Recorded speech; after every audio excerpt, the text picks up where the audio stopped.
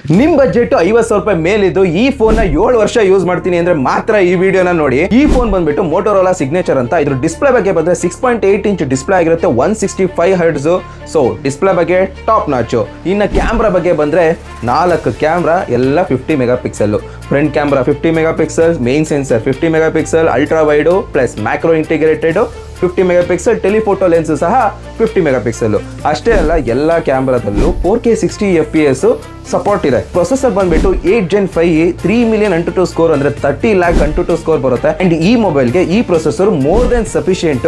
ಯಾಕಂತಂದ್ರೆ ಎಲ್ಲ day to day life plus ನಿಮ್ದು ಕಂಟೆಂಟ್ ಕ್ರಿಯೇಷನ್ ಇತ್ತು ಅಂತಂದ್ರೆ ಫೋಟೋಗ್ರಫಿ ಇರ್ಬೋದು, ವಿಡಿಯೋಗ್ರಫಿ ಇರ್ಬೋದು, ಎಲ್ಲದಕ್ಕೂ ಫ್ಲೂಯೆಂಟ್ ಆಗಿ ರನ್ ಆಗುತ್ತೆ. ಒಂದು ಕ್ಯಾಚ್ ಇದೆ, ಮೊಬೈಲ್ ಸೈಜ್ ನ ಕಮ್ಮಿ ಮಾಡೋಕ್ಕೆ 184 ಗ್ರಾಮ್ಗೆ ತಗೊಂಬರಕ್ಕೋಸ್ಕರ 5200 mAh ಬ್ಯಾಟ್ರಿ ಕೊಟ್ಟಿದ್ದಾರೆ. ಆಪ್ಟಿಮೈಸೇಷನ್ ಚೆನ್ನಾಗಿತ್ತು ಅಂತ ಅಂದ್ರೆ guys 5200 mAh is more than enough. ಅದ್ರ ಜೊತೆಗೆ ಇದು 90 ವ್ಯಾಟ್ ವೈರ್ಡ್ ಚಾರ್ಜಿಂಗು, ಅದ್ರ ಜೊತೆಗೆ 50 ವ್ಯಾಟ್ ವೈರ್ಲೆಸ್ ಚಾರ್ಜ್ ಸಹ ಸಿಗುತ್ತೆ. ಅಂಡ್ IP69 ರೇಟಿಂಗ್ ಸಹ ಇದೆ, ಮಿಲಿಟರಿ ಗ್ರೇಡು. ಈ ಮೊಬೈಲ್ ಬಂದ್ಬಿಟ್ಟು ಸ್ಟಾಕ್ ಆಂಡ್ರಾಯ್ಡ್ ಅಂತ ಅಂದ್ರೆ ಇದರಲ್ಲಿ ಯಾವುದೇ ತರ ಬ್ಲೋಟ್ವೇರ್ಸ್ ಇರಲ್ಲ, ಕ್ಲೀನ್ UI ಎಕ್ಸ್ಪೀರಿಯನ್ಸ್ ಇರುತ್ತೆ. ಸೊ ಈ ಮೊಬೈಲ್ನ ನೀವು ಕನ್ಸಿಡರ್ ಮಾಡಬಹುದು.